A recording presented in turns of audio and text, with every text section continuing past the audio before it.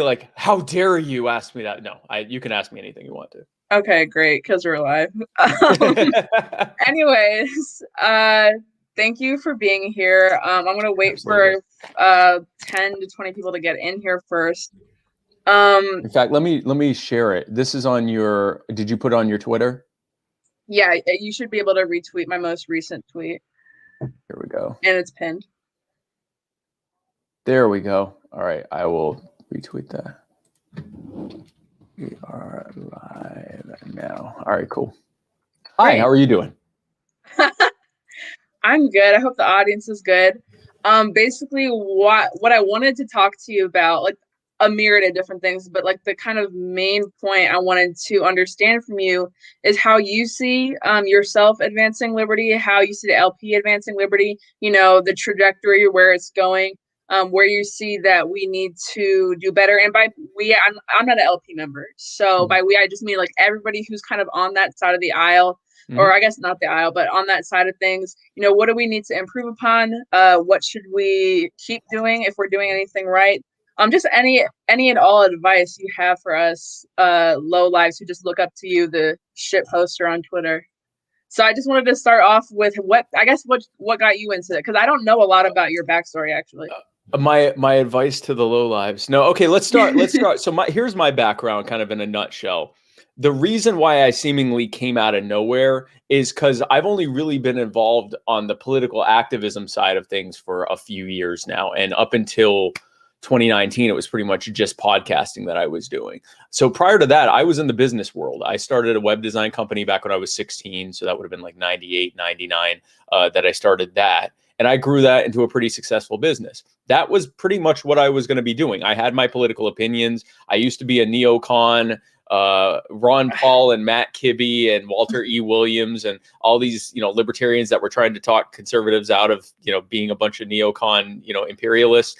They finally got to me, that and watching everything they said would happen unfold in Iraq and Afghanistan, and then realizing that there was plenty of historical evidence that this is what happens when the government does these types of things. And then realizing it didn't just do that when it came to war, and it didn't just do that when it came to taxes. It did that with everything. And that kind of took me on a journey towards becoming a libertarian. But I was outspoken to people in my social circles, but not publicly so. And when I was diagnosed with multiple sclerosis in 2016, that really changed everything for me, because up until that moment, I had really only thought about making money. And when you're reminded of the fact that you don't know how long you're going to be here, and you don't know how long you're going to be able to be effective, be active, to be able to do things.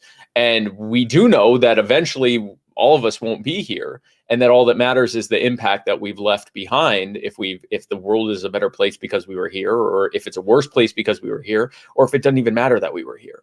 That became much more important to me than any amount of money. And thankfully I had made enough money where I was able to not have to continue working. And so then that's when I got into podcasting and appearing on other people's podcasts and kind of talking about libertarian ideas, but using what I had learned in the corporate world, learning in leadership and in systems building and in sales and marketing, how to effectively market my products, to basically bring that to how to effectively sell the message of liberty to the people. Some people cringe when I say sell liberty, but the reality is politics is a form of sales. We are trying to get people behind our ideas. We're even in some cases asking for money, either for a campaign or for a cause, or for a party, or for a legislative effort or something like that. It is what it is. We have to be able to market to people. And so I hope, if I bring nothing else to the libertarian world, and I'm like you, I am a member of the party. I've been a member of the party for almost 2 years now. And as a long-term member, I'm actually a lifetime member, but that was just because I paid for that title. But as someone who, most of my libertarianism has been outside of the Libertarian Party, and as someone who believes that the Libertarian Party in electoral politics is the most effective and viable vehicle to accomplish our electoral goals, That's just one piece of it. Because if we aren't also making the cultural changes, if we aren't winning the debates that are happening here and around the world, if we aren't showing people that liberty works, if we aren't showing them that they do better when they're more free, that government is actually making their lives harder and not easier, and that we working together voluntarily can come up with better solutions than they ever could for us, and that they obviously don't even want to come up with solutions. They just want to rob us to pay off the cronies that put them in office. If we're not doing that, if we aren't showing our loved ones, our communities, and eventually our country and our planet that freedom is the best way forward, then even if the Libertarian Party wins elections, they're still only going to be able to remain in office if they cater to the whims of a public that wants authoritarianism, that wants, more government control or protection of them. You watch people right now that are clamoring for the government to ban menthol cigarettes as though that's going to help anyone, in the midst of us protesting about the fact that, and I know I'm going off on a tangent, but here we are protesting the fact that, police departments and bad actors in government are using victimless crime laws as a pretext to disproportionately victimize poor communities and communities of color. But here, let's give them, let's ban Newports too. That ought to work well. As long as that kind of cognitive dissonance exists, as long as that is the predominant opinion among people, it doesn't matter what the Libertarian Party does. We have to change hearts and minds, not just votes. And so that's why, when I'm going around the country, I'm going to be in Ohio on Monday. We are not just going there to help the Libertarian Party of Ohio. I am going there to help the Libertarian Party of Ohio. But my main reason for going there is LP Ohio and Kevin Kahn and a few others who are running for office as libertarians have worked with local police accountability groups like the Heartbeat Movement and others to put together a draft or put together an actual constitutional amendment, and they've gotten all the petitions signed to be able to get it placed on the ballot for the people to vote to end qualified immunity in Ohio.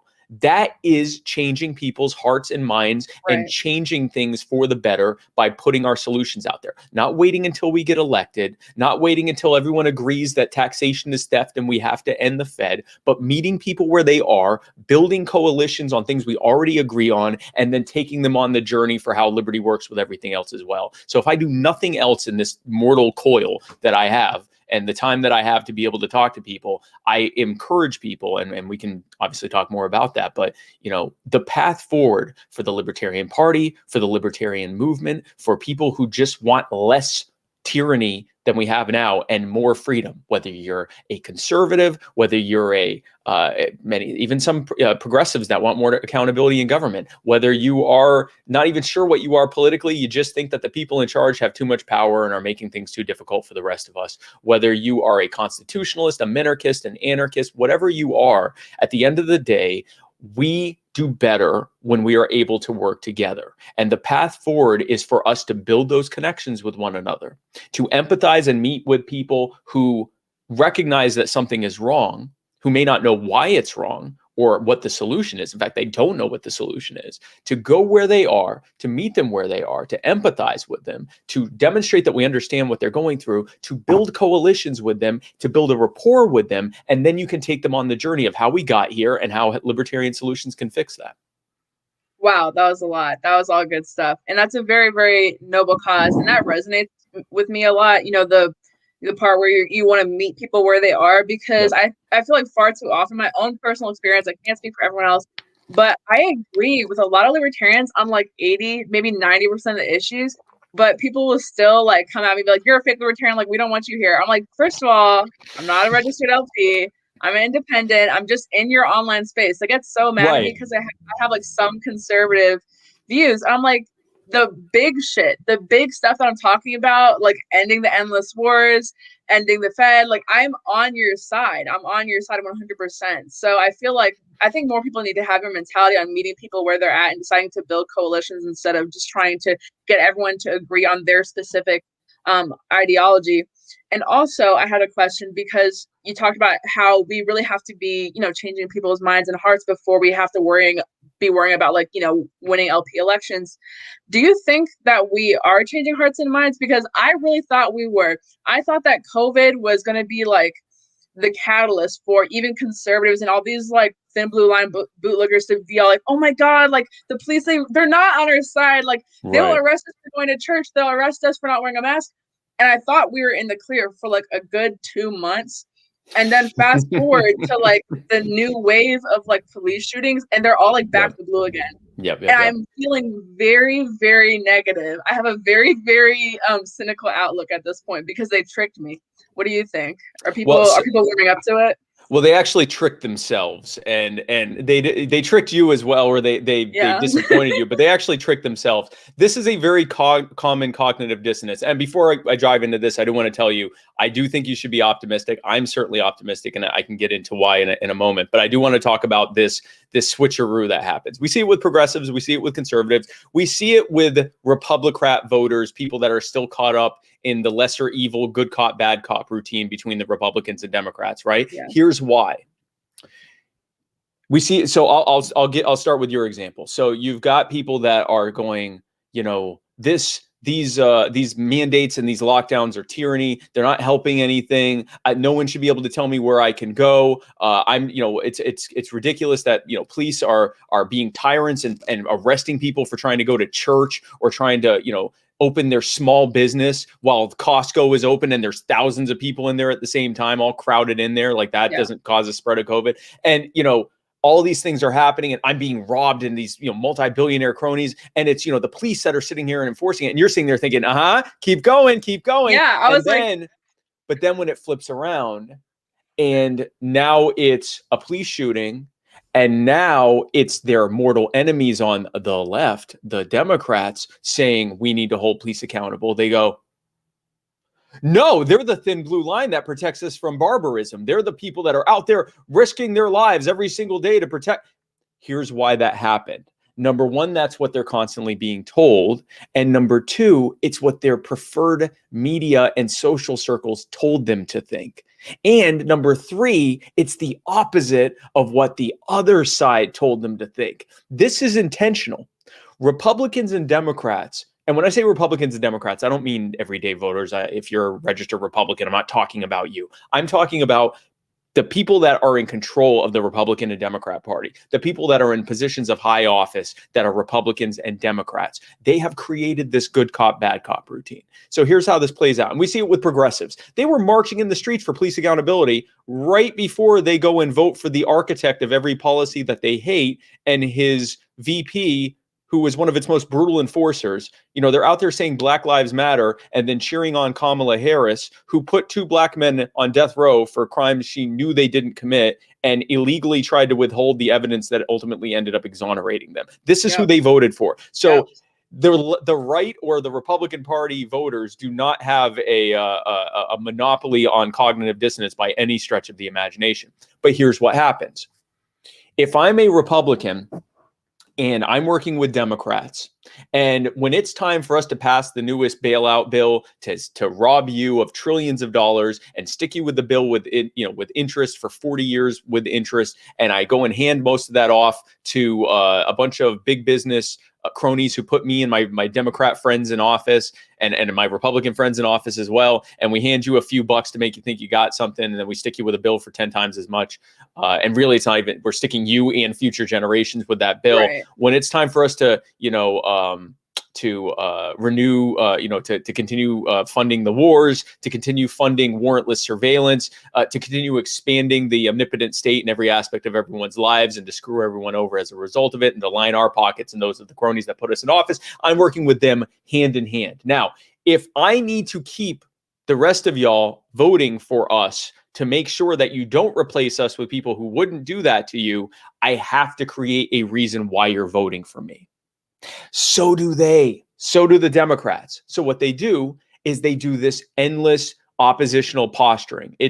I call it Republicrat theater. It's, if you vote for me, if you don't vote for me, you're voting for those communist Democrats who want to take over your cities and burn them to the ground. And then the Democrats go, if you don't vote for me, you're voting for those Nazi Republicans who want to round up all people that aren't white and, put them in camps. And if that were true, if I actually believed that they were these terrible communists that are trying to destroy the country, and if they actually believed that I was this terrible Nazi that was going to, you know, round everyone up and genocide them, why would we be working together every day? Of course. I don't know what kind of swearing you allow, but it's gosh diggity nonsense. All the swearing. Okay, every single swear it's word bullshit. imaginable. It's total bullshit. and the reality is, and we know it's bullshit. We even say, you know, they're all the same. But it's one thing to say we're all the same. And people don't believe that, though. Well, so you'll hear it in the abstract. So you'll hear stuff like, yeah, you know, these rhino Republicans are just like the Democrats, but not the Republicans I like. Or you'll hear the other ones that almost all are the same. Right. Or I don't like to use the term rhino because I feel like they use the term rhino so interchangeably with just like a status or someone who occasionally has liberal progressive ideologies or policies. I'm like, that's almost every Republican. That's not a Republican in name only. There's plenty of Republicans that are status. That is a true Republican. It is the Republican version of that wasn't real communism. Okay. It's that's not a real rip. It's just a rhino. But the Democrats do it too. They'll say, well, you know, that's just some corporatist, shill, centrist Democrat. You know, really, they're kind of a Republican if you think about it. I'm still going to vote for them because AOC and they said that Omar about Biden when Bernie was running. They said that about Biden in the primary, but they all swallowed their pride and voted for him anyways. Because he was the lesser evil. Yeah.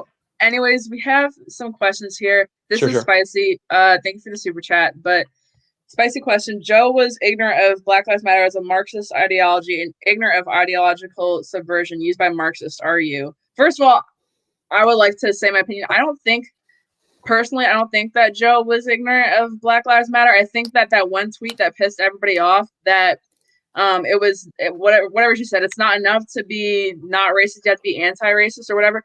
That pissed everybody off. I really wasn't pissed by it. I think that's what everyone's referring to when they say she was kind of brainwashed by Black Lives Matter. But what's your take on it? Yeah, so the problem with that tweet was it didn't, and this is the problem with tweets, but you can also tweet more after that. It said, it's not enough for us to not be racist. We must be actively anti-racist. Okay, what does that mean? It's a very, very loaded, it's also a must. We must do this. Okay, great. If we must do something, how? What does that even mean?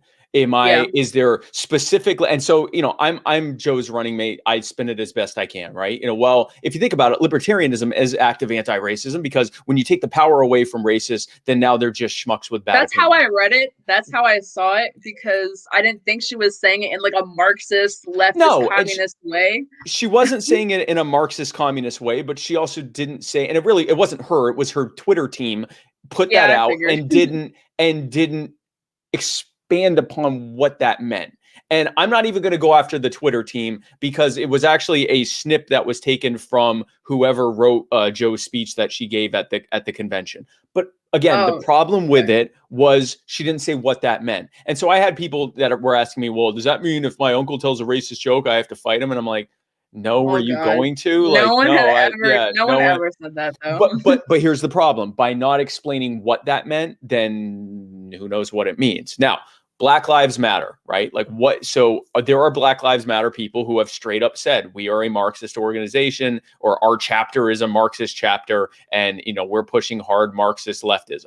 There have been other Black Lives Matter people who are working with Act Blue to, you know, help fund Democrat campaigns. They're hardly Marxists. They're Democrats. And you know, they're leveraging the understandable anger that many people have about unaccountable police officers and unaccountable people in government that are often using their force disproportionately against poor people and communities of color. And they're leveraging that and exploiting it to enrich themselves in the Democrat Party. One of them just bought a house on the strength of, you know, fighting for the rights of the oppressed. That was her fourth house in about 4 years. And the most recent one was $1.4 million in Malibu. And when I saw that, I was just like, are there a lot of Black people facing police brutality in Malibu in your $1.4 million house neighborhood? Yeah, and then when people interviewed her about it, she said that she was still a Marxist and she was just buying it for her family. And I was like, you own four multi-million. I was like, your family needs a multi-million-dollar house. And, I've seized the means of production of this mansion Yeah, in she Malibu. redistributed everyone's wealth to her family. That's really smart. I mean, she's completely a really smart capitalist, really good Well, businesswoman. I'm happy to hear that she is converting it to a co-op. I'll look forward to hearing when my day is to enjoy it, comrade. I But know, right? so here's the thing: there were a lot of grifters in the movement. There were a lot of bad actors in the movement. I can't speak for Joe, and I honestly at this point, Joe is able to speak for herself on these things. I can tell you any talks that I had at Black Lives Matter protests, like for example, when I met with the Heartbeat movement and talked with them about ending qualified immunity, ending the war on drugs, ending the war on guns, ending the war on income by getting rid of taxation, especially taxation that's primarily, sales taxes and property taxes, getting rid of occupational licensing, which disproportionately affects people that can't afford the cost of that license, getting rid of ridiculous zoning that makes it increasingly expensive to be able to live in an urban area because you're running out of land and the NIMBYs don't want you to build affordable housing, which leads to gentrification. We were able to have a conversation about how statism caused the problems that they were having. When I met with Maj Touré's group, Black Guns Matter and Black Lives Matter 757 and the Boot Boys and the Black Panthers in Richmond, Virginia, we had an open carry rally there. We're planning on having another open carry rally in South Carolina. So anytime that anyone has seen me meet with anyone, it was never to pander to them. It was never to water down our message. And it certainly wasn't to push Marxism or this perverted form of critical race theory or any of this stuff. It was to meet people where they were, wherever they were, and say, yeah, the problem is too much power in the hands of too few people. And the answer is the libertarian solutions we have to decentralize the power, put it back in your hands so that you and your communities can fix the problems you're facing. Yeah, you never came across me as someone who is pandering to Black Lives Matter. And I've seen the pictures of you with Black Guns Matter and with Black Lives Matter, or like certain chapters. And from what Magnus had told me about certain chapters of Black Lives Matter, that some of them were, pretty based. Like not all of them were Marxists. No, So gosh, no. that And was pretty cool. many of them weren't even political. They literally were. It's very, very loosely organized groups here. They would use the branding of Black Lives Matter, but they had their things they were upset about in their community. Usually qualified immunity, the war on drugs, cash bail, no knock raids, and civil asset forfeiture, stuff that libertarians are also, have a major problem with. And they didn't, yes, they often, because they were Black and because they were being pandered to by Democrats, they'd find themselves, kind of pushing more of a Democrat or left-wing version. What a perfect reason to reach them where they are and pull them into an actual way of fixing this, right? Like if I'm watching this massive movement growing, and they're being exploited by the same grifters and opportunists that are going to leverage it to get even more power and make things even worse, I can sit there and shake my head silently in disapproval, or I can go out there and try to convert some of them over to libertarianism when they're right now pushing for the exact same stuff we've been pushing for decades. Why would I ignore that opportunity? Right. I 100% agree. Another question, I think it's a pretty good one. Thoughts on cryptocurrencies to help end the Fed with the blockchain technology? I have no knowledge on crypto. I'm assuming you probably have more than I do, if you want to answer that. I have a basic understanding of crypto and how the blockchain is basically a trustless system where, at least for most cryptos, some blockchains are closed and encrypted, so you can't see everything that's happening. But but even those still are being third-party verified, as opposed to a Federal Reserve system or any traditional monetary system. You're trusting the banks to tell you where the money is. You're trusting them to use their ledger system that's internal. In the best of situations, that's inefficient, and in the worst of situations, it's a great way to get robbed, or it's a great way for central banks to print out endless notes and hand them off to their friends and buddies and stick you with the bill for it. What cryptocurrency does is it ends all that. It creates a better form of currency, not just a more sound form of currency, but a technologically stronger version of currency that is more accessible and adaptable to use now and in the future. And by doing that, and by demonstrating that it works better, a currency that was, I remember looking at, I kicked myself more than a few times. I remember, 2011, 2013, something like that. I think it was like 2011 or 2012. I'm looking at this website that you press a button and it gives you 5 Bitcoin and puts it in a wallet for you, because the amount of energy the amount of computing power that it takes from your computer during that time was enough to mine 5 Bitcoins or something like that. And so that's how early on this was. And I looked at it and I'm like, oh, see, I knew this thing was a scam. They're literally giving it away. It's just clickbait, No, right? I would just hate myself. Right. So, I had opportunities to get in even earlier than that. Trust me, there are a few times that I can kick myself. I'm glad I got in when I did, before I lost it all in that tragic computing accident. But, Of course. rest in peace. But the thing is, Bitcoin in the span of like 11 years, 12 years, something like that, has gone from something that was on a white paper that people looked at it and went, huh, that's kind of interesting, but who knows if it'll take off, to being worth over $50,000, close to $60,000 per coin. And you now have major financial institutions that are saying, actually its real value is probably somewhere between $250,000 and $1 million that it's going to reach its equilibrium at. That's just crypto. Yes, I believe crypto will eventually replace the Fed. Even if the Fed doesn't go away, people will just use crypto instead. I think it'll be obsolete at some point. It already is obsolete. It will become functionally obsolete in people not using it. But that's just the beginning of what the blockchain is bringing to us. Right now, we are seeing the genesis and the beginnings of things like blockchain-based mutual aid that will be far better than government welfare. Blockchain-based dispute resolution that'll be far better than the court system. Blockchain-based solutions for everything that are far better and far cheaper and more efficient and more equitable than anything we're going to get from government. And the beauty of that is right now we're in that same phase of those things that we were back when Bitcoin was a white paper written by someone who we don't even know who really wrote it. Which means in another 10, 11, 12 years, we could be in a situation where government's really having a moment of realizing that, they aren't needed and we don't need them or want them, and fewer people are using them. I actually believe that blockchain's eventually going to make government so obsolete that it eventually just starts to fall apart and get replaced with more local forms of voluntary governance. In the meantime, we're just doing everything we can to reduce harm and hasten that along to have as little suffering in the meantime as possible. Interesting. I have to read more up on it. So you're saying that the $25 worth of Bitcoin I own right now could be I could be very, very wealthy in 10 to 12 years is what you're saying. I think you could. Well, I think you could be very, very wealthy in just a few years. I think that in 10 to 12 years, we're going to. Well, you have $25 worth. You might be I'll buy more. I'll buy more. You might be a thousandaire in a few more years. But I think it's going to continue gaining value, and I think that I think as importantly, or maybe even more importantly, the other blockchain-based solutions that are using the same kind of technology as cryptocurrency, but applied to other things like aid, first response, dispute resolution, a system of land title, a blockchain-based title system of land deeds that isn't the centralized government-run land deed system.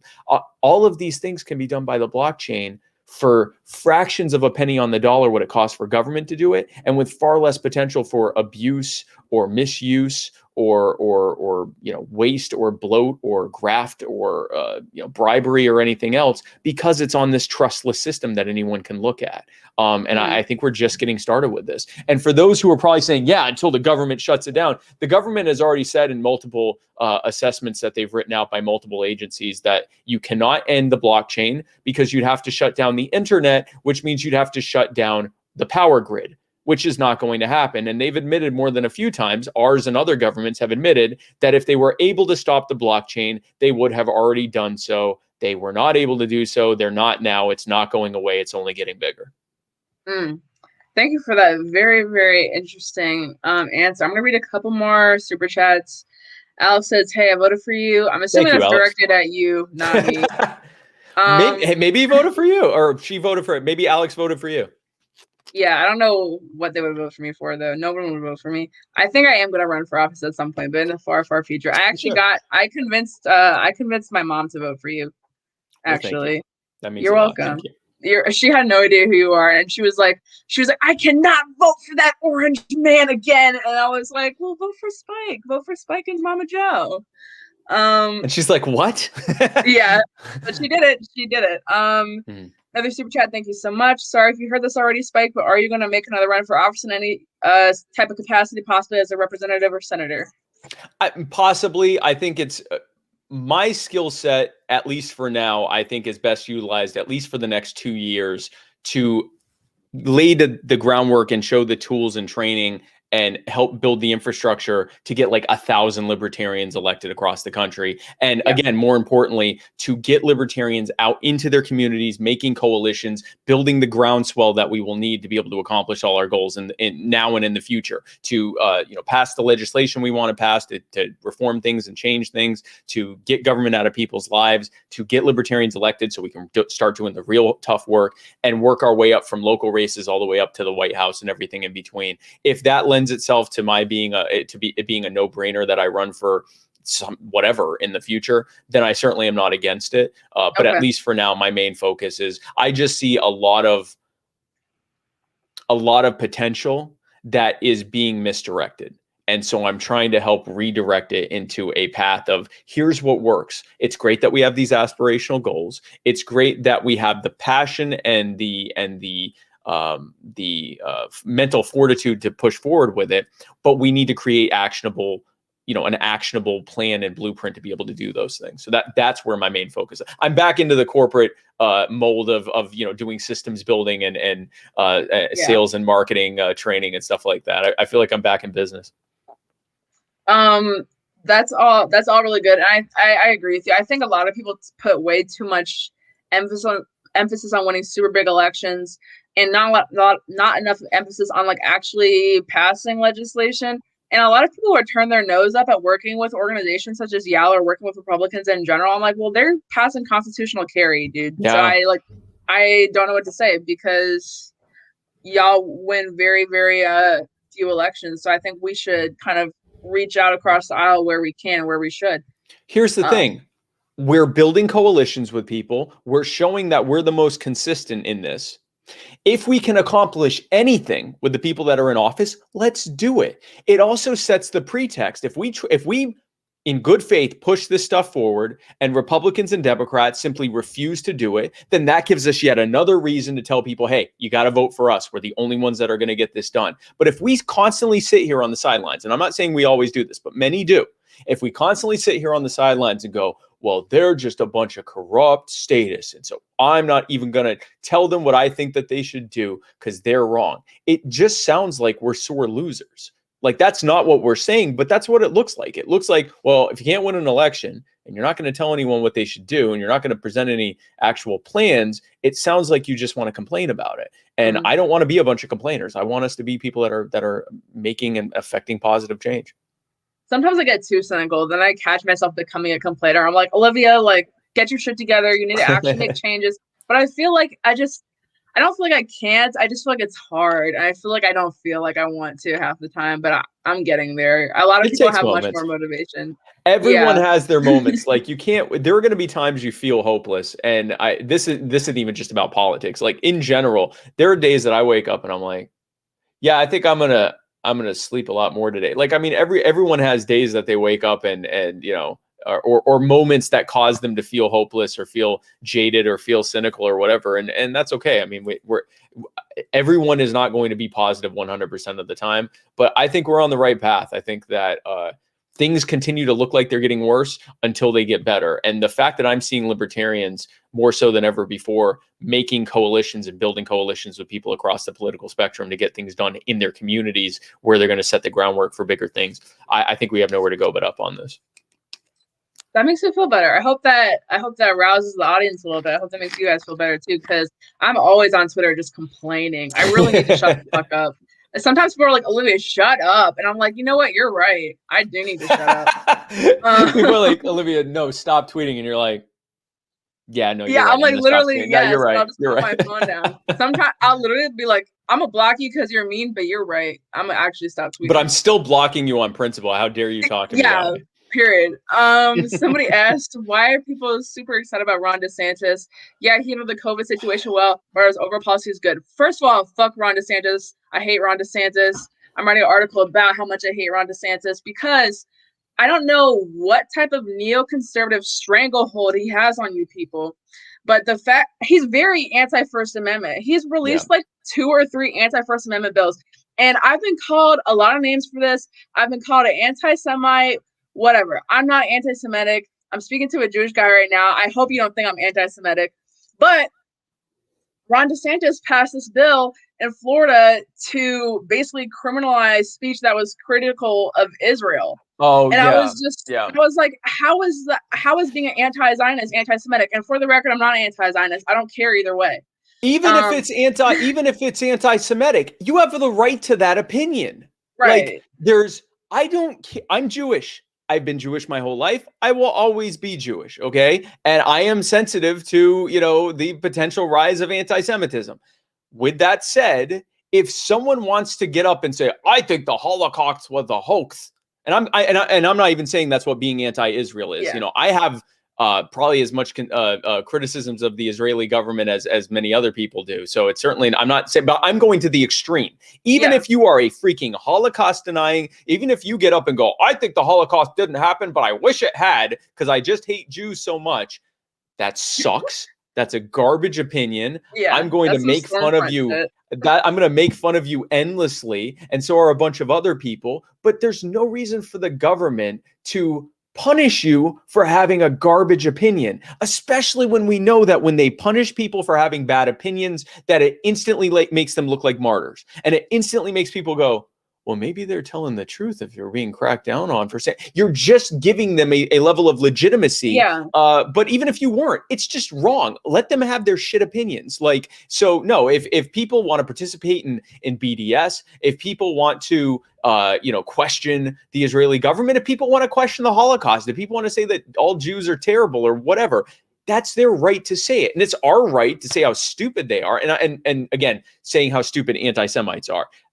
Criticism of Israel is more often than not justified. Certainly, I mean, I have more than my share of criticisms of the Israeli state. BDS, I don't know if that's the most effective way to deal with it. It's not something I participated in, but if you want to participate in boycotting and divestment from anything, that's your right. You're going to tell people that they can't not invest their money in something? Like, that's insane.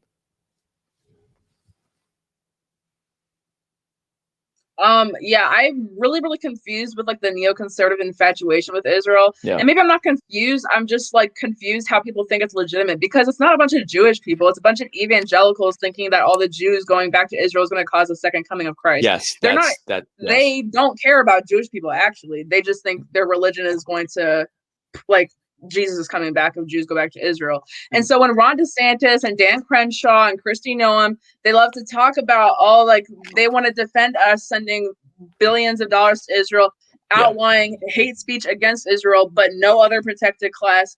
That's how I know it's bullshit. But Republicans fall for it all the time. And I went through a phase when I was like 17 and I was like first getting into politics. And I really didn't know what to identify as, because I knew I wasn't a liberal. I knew I had some conservative leanings. This was before I knew what the fuck a libertarian was. So I was like, I guess I'm a Republican. Like, I guess I'm just going to vote for Trump. I guess I'm going to, just fall into like this MAGA train, Trump train shit. Right. And they were all defending this shit. And I had a wake up call. I was like, why are we just like senselessly backing Israel? We're senselessly backing the blue for whatever the fuck reason. It's just like these things that weren't really inherently political, that didn't necessarily like adhere to any conservative ideology, were somehow part of the Republican Party platform. So I was like, why? Yeah. Why? And Ron DeSantis is so bad on those issues. And somebody else said he's an authoritarian who is against recreational marijuana. He owns stock in medicinal. I actually didn't know he owned stock. So that's very corrupt.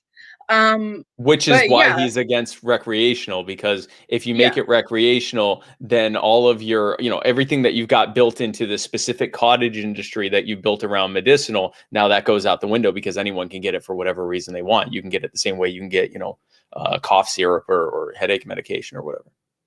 Yeah, and Danielle said, I like DeSantis, but his stance on Israel and his stance on protesting is very disturbing. Yeah, I didn't mention that, but he came out with an anti-protesting bill during like the Black Lives Matter riots last year, basically saying that all protesters who are arrested were held without bail. They like upped it from a misdemeanor to like a felony in the state of Florida or some crazy shit like that. Like, how is that not anti-First Amendment? But because the Republicans are looking at it like, oh, he's arresting all these evil Marxist black supremacists. They didn't give a fuck.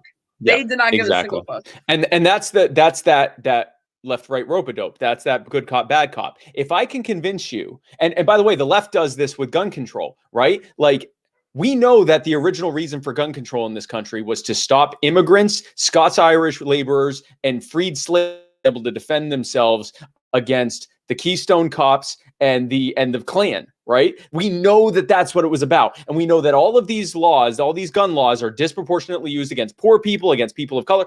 Predators go after the easiest prey. So whoever is the least able to defend themselves against the criminal justice system is who they're going to go after, because they're all about filling their prisons with free labor. That's what it's all about. Now, in the midst of that, the left has convinced, and I say the left, I don't mean because if you go far enough left, you get your guns back. But, you know, the corporatist left Democrat establishment has convinced a bunch of self-described social justice fighters and social justice warriors that, you know, well, guns are really just about a bunch of racist white guys going around shooting unarmed people of color. And so that's what we're doing. We're stopping school shooters and racists. That's why we have to have gun control. And I'm over here saying, why were the people that they shot unarmed? Uh-oh. They have no answer. They have no fucking answer. And Right. I'll give them a little bit of slack because we see the left do it in the completely opposite way. I feel like there are some very clear-cut cases. I mean, maybe you have a different opinion on this, but I felt like the Ma'Khia Bryant case that was blown up recently, and people were saying, oh, the cop should have shot the knife out of her hand. I'm like, it's not John fucking Wick. Like, this is not the same as George Floyd, where a cop kneeled on an unarmed man for 9 minutes. That's not the same. But they like to take every story of like Black pain and just use it and exploit it. I find it, exploit it. Exactly. I find it pretty despicable, actually. They are happy to see angry, weeping, raging Black people, because not because they want to reach them where they are and present them with real solutions, but because they want to leverage that pain to push for even more authoritarian nonsense. They see dollar signs. They see a dead Black man on the ground and see fucking dollar signs. Yeah, they don't say, you know, it's libertarians saying end qualified immunity. It's libertarians and liberty-leaning people saying end the war on drugs. It's Democrats saying give police more funding for training. Does someone need to be trained not to murder someone? And I want to talk about the Ma'Khia or Ma'Khia. I'm not sure how you say her first name. I think Ma'Khia, the Ma'Khia Bryant situation. I have been sparing in talking about this case because I'm waiting to see more information before I can say for certain. But I've seen enough footage right now to say that, because I've seen it from multiple angles now, the officer's body cam and footage that was from someone else. I don't know if it was another body cam or someone just, recording it on their phone. The officer was called and told that there was threats of violence that were happening at this home. So he pulls up to the home, everyone's standing outside, and some people are arguing, but they're all standing there. He's trying to figure out what's going on. And right as he's getting out of the car, right as he's starting to talk to people, a girl comes out with a knife, tackles one of the other girls, attacks her, then turns around and starts to lunge at another girl who is unarmed, lunge at her with the knife. Now, the whole time he has his gun out, he's saying, drop it, drop it, drop it, drop it, drop it. She's just far enough away from him where he can't grab her, and a taser's probably not effective. But a gun is effective. And in the midst of her and there's the still frames of her literally lunging at someone with the knife in her hand. He has one or two options in these split seconds. He can sit there and go, I wonder if this is her property, and maybe she's the one who called me, and maybe she's scared, and maybe I should let this play out and figure out what's going on. Or he says, this is someone who's about to be stabbed, possibly to death, and the only way I can stop it right now is by shooting the person who is trying to stab someone in front of me. I don't know what the officer was supposed to do in that moment. And there are people that tell me, yeah, but she was on her property. It was her. It was like a foster home, right? It was her foster home that she was at. So it was like her home, her property. She was defending herself. That might very well be the case. That officer in that moment only had to go on what we saw in that body cam, right? What he saw was he's talking to people. She comes out, tackles one person, goes at him with a knife, and then turns around and starts trying to stab someone else. Was there another way to handle it? Maybe he could have tased her, but this is not when people are saying, oh, he just murdered her for being Black. I think that the girl in the pink jumpsuit that he was stabbing, that she was about to stab, what if he had let her stab that girl and she died. Now what would people be saying? It's all Black Lives Matter until someone has to end a Black life to save a Black life. It's insane. It is not a cut. At the very least, it is very murky, and it is not cut and dry. It's certainly not cut and dry for the people that are saying, "Oh, this was, an injustice, and he was just killing her because she's Black." I think he was trying to save someone's life, and the facts may prove that she was defending herself. But in that moment, all he saw was one person attacking two people with a knife. What would you have done in that situation? Right. And it's like, if you call the cops, don't be in the middle of stabbing someone when the cops show up. That's the other thing. And that was the one thing I didn't. That was the thing I don't get, and why I still think it's murky, because I don't know if they were threatening her and they had weapons on them. And so in that moment, she's thinking, if I put it down, they'll attack me. But the guy you called is out and he's got his gun out. And, maybe she snapped at this point and didn't even care anymore or whatever. Maybe she was ready. I don't know her situation. And unfortunately, she's dead. It's a tragic situation. I don't think she was a cold-blooded murderer. Anytime a teenager dies, it's a very tragic situation. It's terrible. It's terrible. I don't think it's nearly as cut and dry as anyone wants to say. But I will say, everything I've seen, I don't know what else the officer was supposed to do in that moment.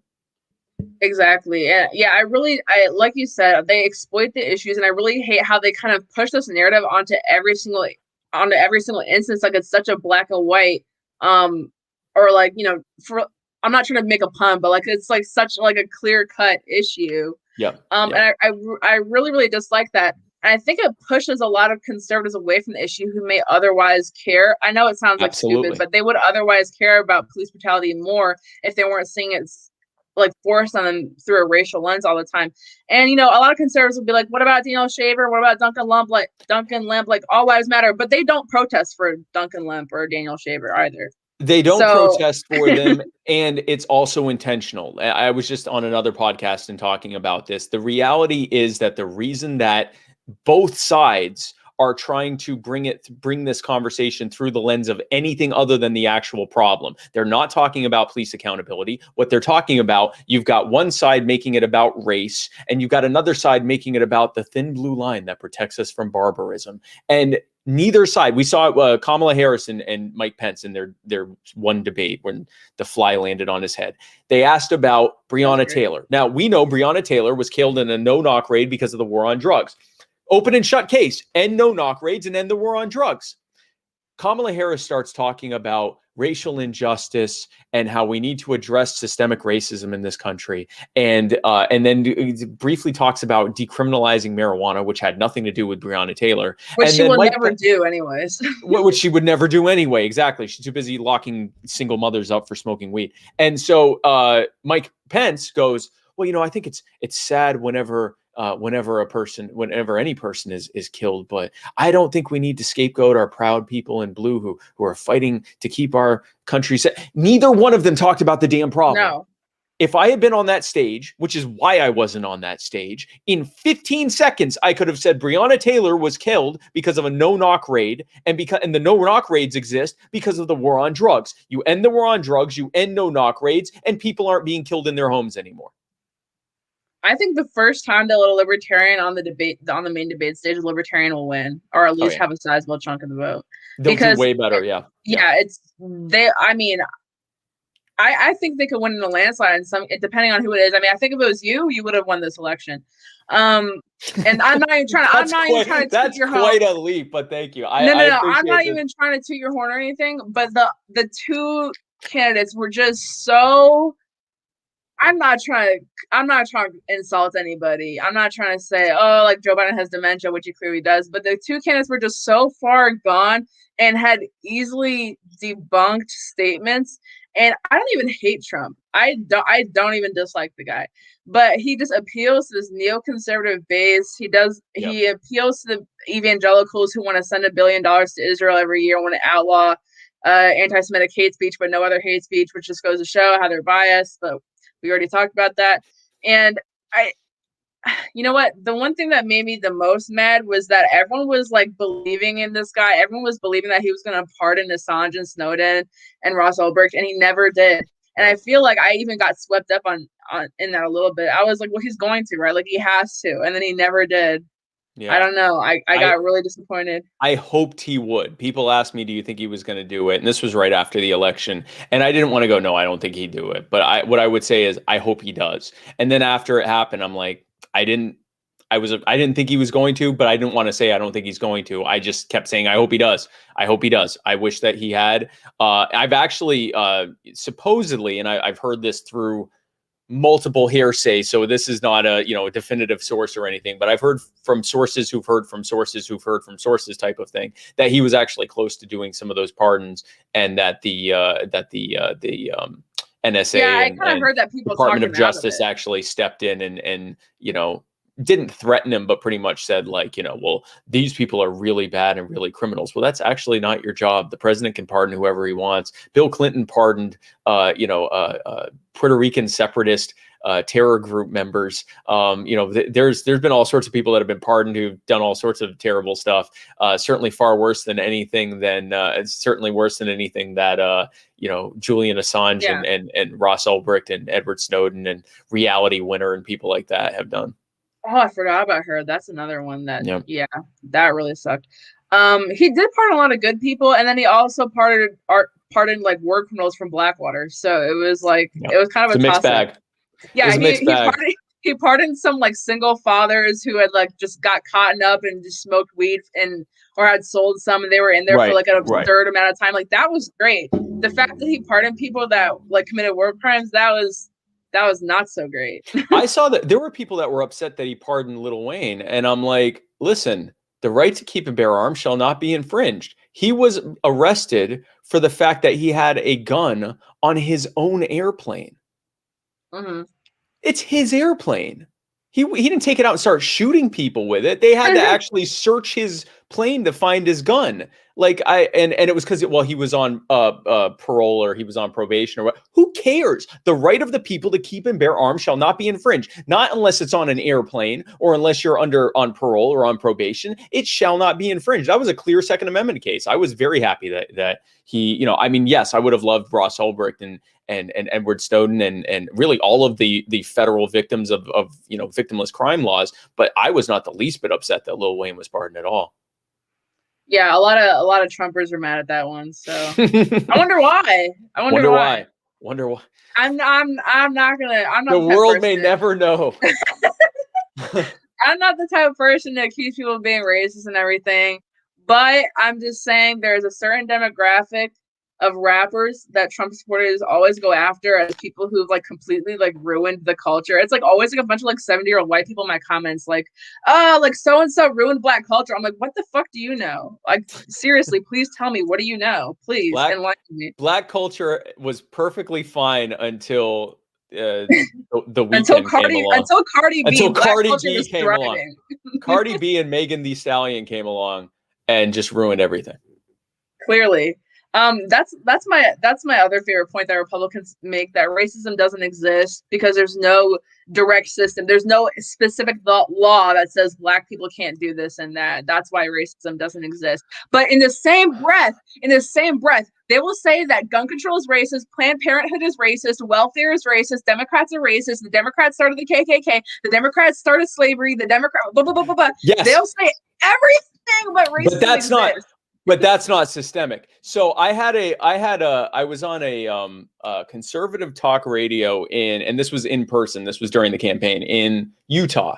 And so I'm actually sitting in was it in Utah or was it in Reno? Anyway, I was somewhere out west, and I was actually in studio, and they said, and they did it intentionally. They did it towards the end of the show, where I only had like 20 seconds to talk. And, the music was already starting to play for the end of the episode. And they were like, so make a case that systemic racism exists. And I said, let me just ask you this. I said, I'm not even going to, get into we don't have enough time to get into the debate of whether systemic racism exists. But let me just ask you this.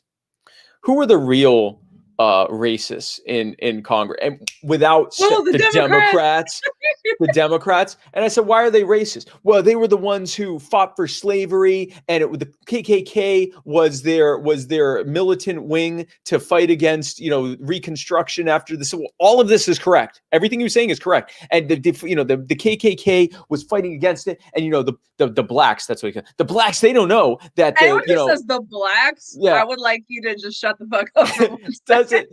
Don't know. Actually, you know what? He might not have said the blacks, but he said something like that. But it was like black people, they don't know that the Democrats did this and that, and they didn't know that Jim Crow, that when the Civil Rights Act was passed, that it was all Republicans voting for it and Democrats voting against it. And he was saying all this stuff, and I said, is gun control racist? He said, yeah. I said, do you think the war on drugs might be racist? He's like, it might be, I don't know. And I'm like, so would you say that the Republicans, I said, so the Democrats are the real racists, right? And he's like, yeah. I'm like, all right, are the Democrats in control right now, or are Republicans in control? And he's like, well, Donald Trump's president, but if you look at it, the Democrats are really in control. And I'm like, that's certainly a way to put it. I said, do you think the Republicans really fight back against the Democrats, or do you think they kind of put one arm behind their back and kind of play fight with them? He's like, oh man, these rhinos, they don't even fight back and whatever. I said, that sounds like a system. And that was the music was rising, and he said, did he say anything? He said, well, he just said, thank you for coming on the show. And it was like literally like, I don't know what to tell you. Like, I'm not even going to get, because, the term systemic racism isn't even really well defined. And, it can mean whatever you want it to mean, which means it could exist or not exist based on your definition of it. Yeah. But if you're walking around saying that the Democrats are racist and that all their policies are racist, and that they're in control of things and they're a bunch of racists, and that the only party that's really able to effectively fight against them in elections isn't really fighting that much against them, and a lot of them are actually secret Democrats themselves, that sounds pretty systemic and racist. Yeah, I completely feel when Republicans are like, well, I don't know the definition of systemic racism, so I don't believe it exists. And I get it, because the thing that they've been fed by the left is systemic racism is like a literal system of when police are out on the streets with their Klan hoods in their glove compartment, running down black people. And that's what comes to mind. So I understand. And it's not that. Or that systemic racism means, all white people are racist. Like I hate that stuff. Like when people say things like that, I'm like, hey, congratulations. You just made everyone hate you. Like you've made zero friends. Now I am racist because you just said that. Now I'm irrationally, or I'm now angry at you just for making that assertion. And the only people that get attracted to that kind of talk that are white are people that either have, a lot of like self-esteem and self-hatred issues. Yeah, a lot of white guilt, but guilt manifesting as white guilt, and it's probably like other issues that are like mental health issues, and grifters. People are like, yeah, sure, I'll call myself a racist and make books about it and have you come to sessions where I explain how racist probably are actually racist, because they're in their mind trying to they're like thinking about the time in high school where they like called someone an N-word. They're like, oh my God, I am racist. Every white person did this. I'm not alone. I am racist. I am racist. As good as I am, I still did this racist thing. Ergo, like, all other white people are racist. I'm like, no, dude, don't rationalize it. You're racist, but not every other white person is racist. Exactly. Thank you for admitting that. Yeah. That's all I think about anytime I see it's usually white women that do this. I really don't know why it is. I don't see a lot of white men doing that. But it's usually white women that are just like, I'm racist. We're all racist, and we have to destroy the racist system that we as white people have created in this country. I'm like, what did you do? Because now you got me feeling suspicious. Yeah, what? That's an admission of guilt. What have you been doing? Like, what is your system? And then especially when you say that and go, and now here's my plan. Wait, I thought you built racism. Like, why would I want to hear what your next plan is if your last one was systemic racism? Maybe your new plan is worse than your old plan.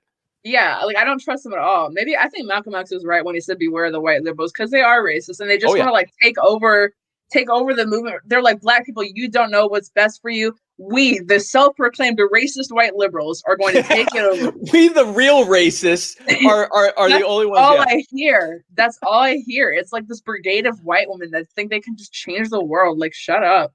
While simultaneously saying that they're all racist. Conservatives, America's not systemically racist, and Black people should lift themselves up by their bootstraps. Oh, and by the way, the Democrats destroy the Black community, and so did Cardi B. Don't forget, Cardi B Cardi also B. had a big hand to play in that. Big hand. That's another thing that's crazy, because they refuse to acknowledge that a very short time ago, Black people were not allowed to do a lot of the same shit that they were allowed to do. And a lot of people saying that grew up in that time period. Like, a lot of boomers grew up in that time period, and they really don't see how that could affect people today. And I talk about this a lot, because my grandparents grew up in that time, and my dad was born, I think, like the year that Jim Crow ended, like 64, 65, I don't know, somewhere in the early mid 60s. Mm-hmm. And I tell people that, and they're like, well, it hasn't been that like that for a long time. And I'm like, if your grandparents were not allowed to own a house, own a business, go to school, do anything in a nice part of town, do you think they would be really wealthy? Do you think you would have the same life right now if your parents and grandparents weren't allowed to do any of that shit? Maybe they weren't even allowed to vote, depending on where they are. Maybe they weren't even allowed to go to high school, depending on where they are. It's crazy, because I went to the last high school to be desegregated in Maryland, and the building hadn't been renovated since like 1957, and we still had like the special doors in the back of the cafeteria, which is where they had to sneak the 2 Black kids in every day, because there was people. Oh wow! Out. Like fighting them. I went to high school in like lily white ass Maryland. Like, it was crazy. Like, it was very, very people here in, in a place where it used to be very segregated. I think we understand it better, but there's some Northerners, I guess, who maybe just they never saw the effects of it, so they don't know what they're talking about. So there are conservatives who will correctly point out that the wealth gap between Black people and white people was actually narrower during the 50s, which was when Jim Crow was still happening and before the civil rights era. And that after the passage of after the war on, well, they usually just blame the welfare state as though that's the only thing that happened. It wasn't also the war on drugs. It wasn't also the CIA selling crack in Black communities to fund their terror groups in Central America. It was just, but they correctly point out that because of government action, that all of a sudden that gap started to widen again, right? And they're right. That's systemic. Here's something they also don't talk about. So post World War II, during World War II, they couldn't afford to be racist. Government could not afford to be racist. Everyone had to move into the cities. Anyone that was not able-bodied enough to go and fight the war had to move into the cities to work in the factories and take part in the war effort. So you had white people and Black people living together in cities. Some of them were segregated, some of them weren't. Typically, the white people lived in permanent housing projects, which is what exists now, and the Black people lived in what they call temporary housing projects, because the only way they could convince these cities to let them bring in all these Black people was on the promise that they would then send them back home to their sharecropping communities once it was all over. What they didn't tell them was that while they were doing this, southern states and cities were going around declaring entire tracts of land unoccupied and abandoned and seizing it while the people were in the cities working, right? So they're losing their land because they went to work in the war effort. They don't even know what's going on because they're not there, right? And people are being kicked off of land and all this stuff. So after World War II, you've got a bunch of people that really, the white people don't want to live with the Black, or a lot of the white people don't want to live in the cities. They certainly don't want to live in the cities with the Black people. And a lot of the Black people don't have anywhere to go home to. So they created the Fair Housing Act. And what the Fair Housing Act did. Going crazy. Just keep what's that? Talking. I'm sorry, my dog is going crazy. Just keep going. Am I getting your dog worked up? No, I think like somebody anytime the Ring doorbell camera goes off, my dog just goes fucking berserk. So I didn't know if you could hear that. I'm sorry. Yeah, no, I couldn't. Okay. I'll be quieter so I don't get your dog all worked up. But so no, it's not you. What they did with the Fair Housing Act was they moved the Black people from the the first thing they did was they moved families into subsidized home ownership. So they gave them pieces of land and they built houses on them for like 10 cents on the dollar. And they had them basically get instant equity of like 90% or 80 to 90%. They were paying 10 to 20% of what the actual fair market value. That's when all these suburbs started getting built, right? This was in the late 40s, early 50s. This started. Now, the only way they could get the FHA passed was with Democrat support from the South. And the only way those senators would allow it to pass and would vote for it is if Black people weren't allowed to participate. So what they did was they took the white people, moved them out of the housing projects, put them in in basically like subsidized ownership housing, not a housing project, but like, here's a house, we paid 90% of it, you pay the other 10%.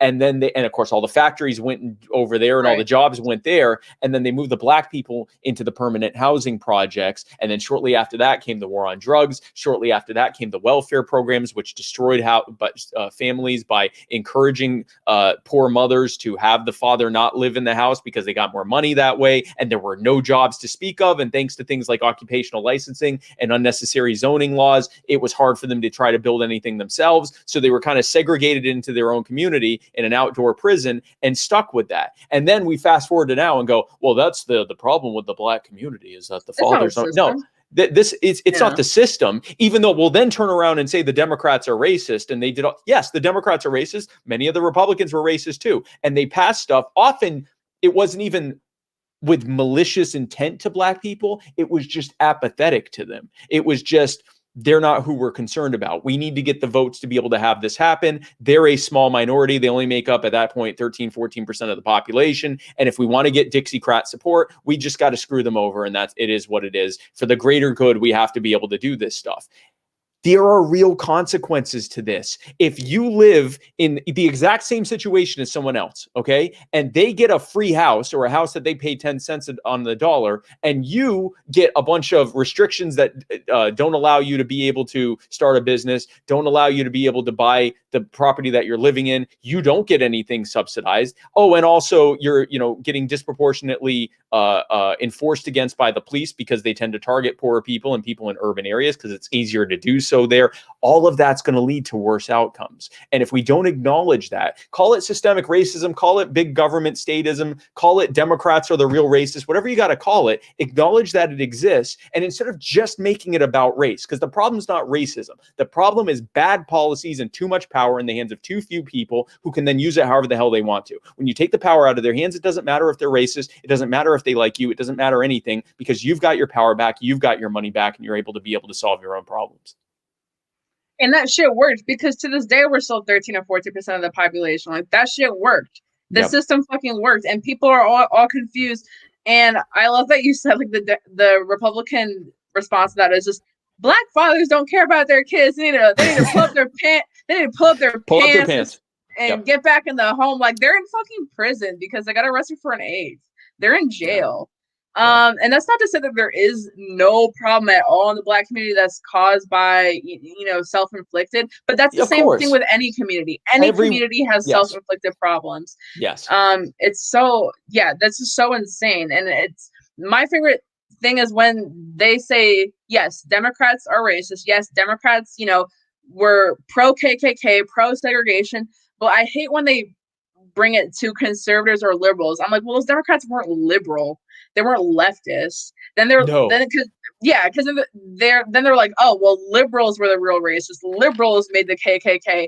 I'm like, why aren't the liberals in the KKK now? I'm looking at the current KKK like, oh yeah, there's definitely a lot of Democrats there. That's definitely a lot of Marxists. Definitely a lot of liberals. Who is fighting to keep up Confederate flags and statues? But here's the thing. I don't even care about that.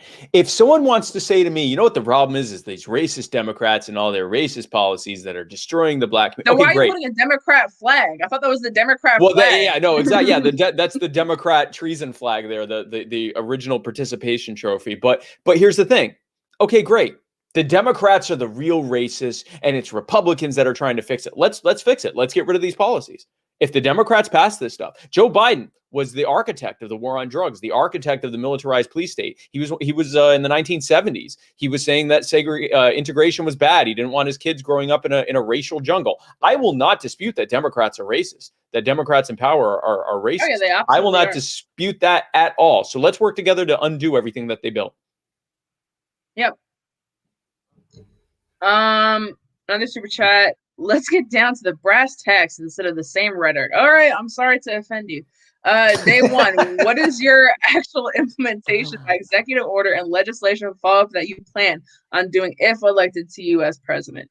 So putting aside the fact that if I were to be elected president, or if a libertarian were to be elected president, that would be on the same groundswell of popular opinion that would get at least a few senators elected that are libertarians and at least a handful of representatives elected that are libertarians as well. So it's not like I would just be in isolation as a libertarian by myself, but more than likely I'd still be dealing with a Republican supermajority. The number one thing to do is to start undoing the harm that is at the executive level. You know, the silver lining of the fact that Congress has so abdicated their responsibility over the course of many decades, just creating one regulatory agency after the next and just basically giving them de facto legislative authority over all these different things like guns and banking and food and housing and higher education and all this stuff.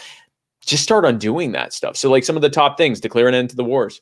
The Congress did not declare a war. They don't have to declare an end to it. They gave the president the authority to decide when it's over. It's over. That would be the first thing. Number two, you end the war on drugs by descheduling the drugs. There's legislation saying that the FDA has the authority to set the standard for what drugs are what schedule and then to enforce based on that. Why the fuck is weed Schedule 1? That always confused me. Why is weed Schedule 1? It's scheduled higher than cocaine. Yeah, isn't Schedule 1 like heroin? Yeah, Schedule 1 is the worst schedule. It is you can't use this. You can't even use this for experimentation purposes. You can't use this for medical purposes. You can't use it for anything. Cocaine actually has medicinal purposes. It's a derivative, Novocaine and things that they use for all sorts of different stuff. But obviously there's all sorts of reasons that you could use. But here's the thing. You just deschedule it. Let the states decide what their drug policy is, but get the feds out of it entirely. I would end the 1033 military surplus program. It was created by legislation, but it is at the discretion of the president and the Department of Defense. So I ordered the Department of Defense to stop participating in it. I end the civil asset forfeiture program. It was created by legislation, but it's at the discretion of the president and the Department of Justice in how they participate with the states on implementing it. So I ordered the Department of Justice to stop participating on it. So you end civil asset forfeiture. You can effectively you can actually kind of end the Federal Reserve by doing what Andrew Jackson did with the second bank of the U.S. and just ordered the Treasury to stop making deposits to them. So that's effectively a thing you could do. But basically you go through and you look at any kind of executive order that exists or any kind of regulatory order that exists. The ATF. You just go in and order the ATF to create a regulation that, in your view, comports with the Second Amendment. And if in your view, the Second Amendment, that the right of the people to keep and bear arms means that shall not be infringed, means that all federal legislation or all federal regulation goes against the Second Amendment. And if you order the Department of Justice to start suing states that are implementing their own gun control laws because it doesn't comply with the Second Amendment, you can really do some serious damage to the gun grabber movement here in this country. Those are the kind of things that libertarians should do once they're in the White House. But here's the reality, Delio and Olivia and everyone else watching this. Long before we get to the White House, long before we take over the Senate and Congress, long before we take over governors' mansions, we have to change people's minds. When that happens, there is no end run around this. We've been doing this for 50 years in this party. We just have to have the right person, and they're going to get on the debate stage, and they're going to have their, Ross Perot moment, and everyone's going to come to liberty, and we're all going to wake up the next day and go, can you believe Spike Cohen said that thing in that debate? And I'm a libertarian. I got to go. Bye, I'm a libertarian. and then they go and vote, right? That's what we'd say to each other. And then we're going to have our libertarian moment. We're going to sweep to a landslide and undo it. That's not how it works. That's not how any other party has done it. The Republican Party existed for 80 years before they got elected. They actually started as a reactionist neo-Marxist party that their newspapers would spread the message of Marx and Engels. That's a whole other subject. So if the Democrats are the real racists, then the Republicans are the real Marxists. That's a whole other subject. Literally, you just gave me so much ammunition. Next time someone says in my comments, "Oh, Louis, the Democrats are the real racists," I'm literally gonna link to an article. I'm literally gonna Look, link to that article. look up I'm gonna the, be I think like, it was yep, called Republicans are real the Marxists. Chicago Trumpet, or the Chicago, it wasn't the Tribune, the Chicago something. It was the official Republican newspaper, and all it was Marxist agitprop. And they didn't call it Marxist, even though they would quote Marx, because the term Marxism wasn't popular in the US at that time. People didn't know who he was yet. He was still alive saying stuff. But no, they started as Marxist. But anyway, that's a whole other rabbit hole. The Libertarian Party's been around for 50 years. What we need to be doing is what any other effective movement in any other time, in any other country, at any other point in time in humanity does.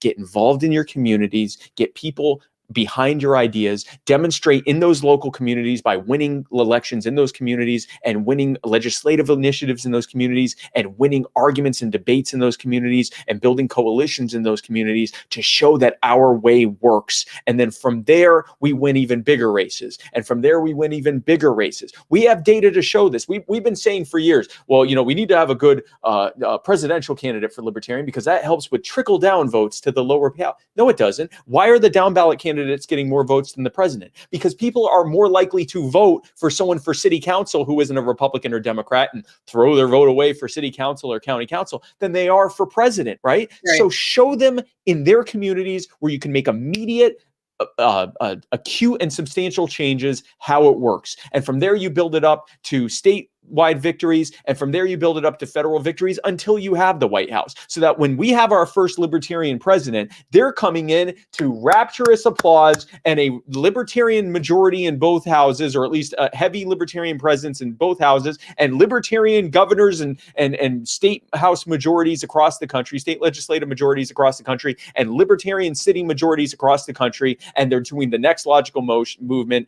at the federal level to set people free. That's how it's realistically going to happen, which is why when people ask me if I'm running for president in 2024, I say, I don't know, but I also don't really care about running for president right now. It doesn't matter. I want to see what we can do in the next 2 years before I even see if I care at all who runs in 2024.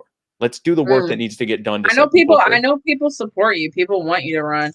No, I know. It's a lot of people. I saw there's like this, I don't know if you saw, somebody made this crazy video that Massey ended up retweeting yesterday, but it was like it was basically they put your face, they put Massey's face. I forget what movie it was. It might have been The Matrix.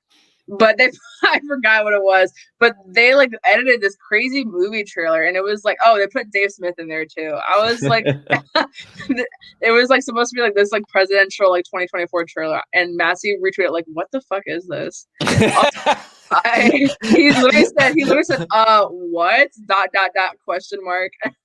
I felt so bad because he seems like he's really confused on the internet a lot of the time. But that does bring me to a question, because I've seen you tweet about this before, but I saw somebody like a month or two ago was like, Spike, why don't you run as a Republican, Spike? Be like Massey. And you were like, fuck no. And I was just, I thought it was funny, and I wanted to get like a more long form response on that. If I wanted to, I live in Myrtle Beach, South Carolina. I live in a deep red district of a deep red city in a deep red county of a deep red state. I used to be a Republican. I was a neocon conservative Republican. I was a kid back then. But if I wanted to, I tell people a lot, if this were about my personal political ambitions, I would not be in the Libertarian Party. Okay. I would be a Republican. I would run as a Republican. I'd run as a Liberty Republican, but I'd run as a Republican. And the exchange there would be, I'd get to say Libertarian stuff. I'd get elected to probably some kind of local office or, state rep office or something, and maybe eventually get elected to Congress, Senate, governor, whatever, if I decided that I wanted to keep at it for, a few years and work my way up the Republican ladder.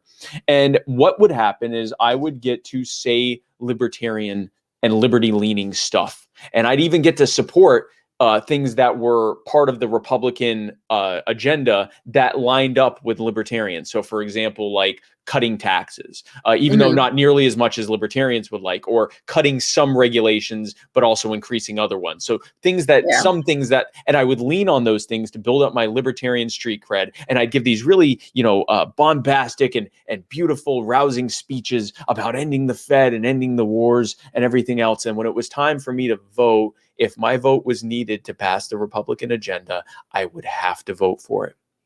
We have seen Rand Paul, who he has, I forget the name of the person that was Trump's pick for head of intelligence, and Rand Paul was pointing out all the problems with him and gave these amazing, rousing speeches, every reason to vote against this guy. You know, his support for using drones to attack American citizens without trial, and the fact that the guy wouldn't even clearly state if he was in favor of doing it here in the United States.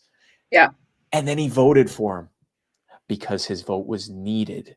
And because if you want to remain a Republican, especially in a high level of power, you have to do that. You either have to go that route, or you have to go the Justin Amash route and say, no, my principles matter more than that, and I'm going to just leave your party because you're going to kick me out. You're going to primary me and fight against me until I'm gone. Thomas Massie has a lot more leeway than others do, but it's also because his vote often isn't needed necessarily, because he's not just one of 100. He's one out of 545, so, or 435. So that allows him to have a little bit more. Same thing with like Ron Paul and stuff like that. And there's nothing, these aren't bad people by any stretch.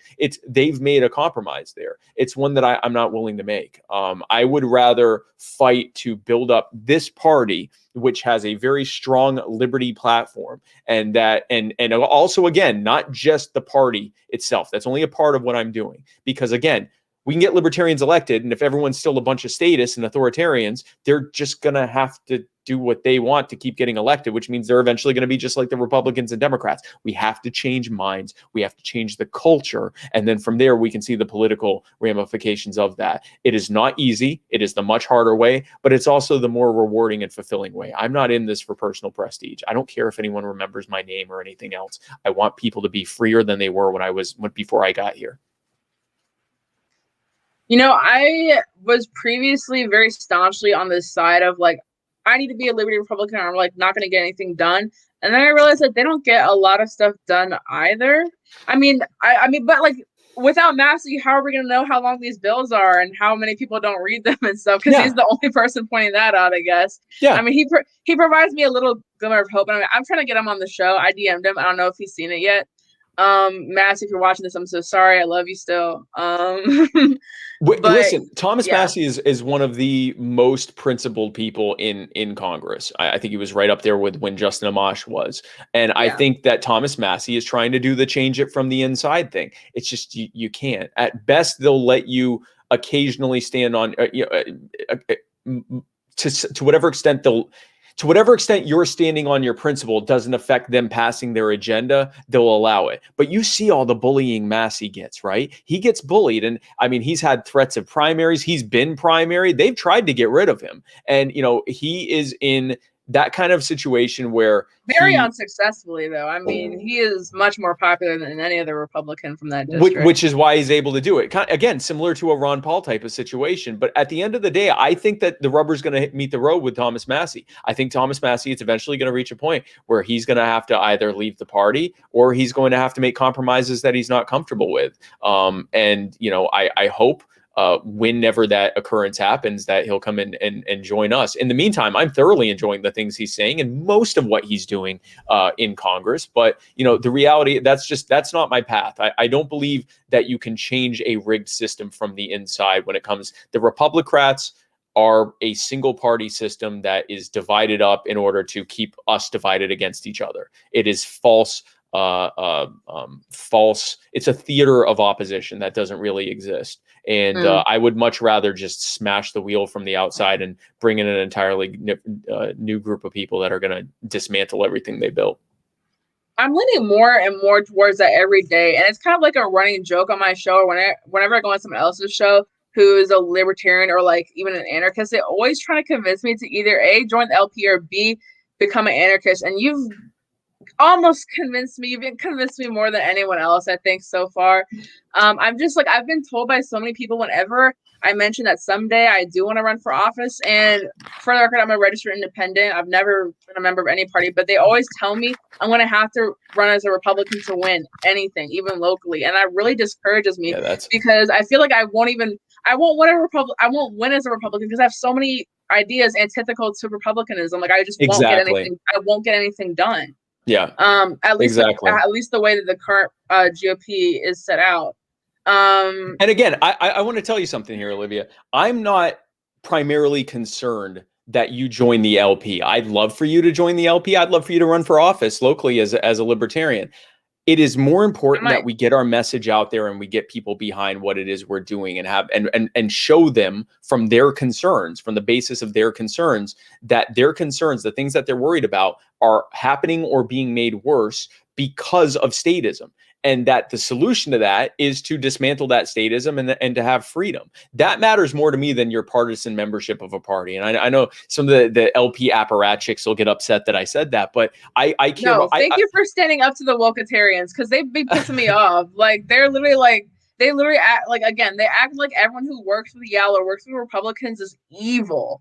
I'm like, there are some people that are good. I know, that's all I was gonna say. Like, there's some people that are good. Not everyone's evil. I've talked to some of these Yao kids, and I get to call people kids because I'm 38. I'm technically a millennial, but I'm like a very old millennial. But I tell these, these kids, I tell these, teenagers and early 20 somethings in Yao, I'm like, listen, I'm not even going to tell you, my position on this voting lesser evil Republican over Democrat. You know my position. I'm not going to argue with you over that.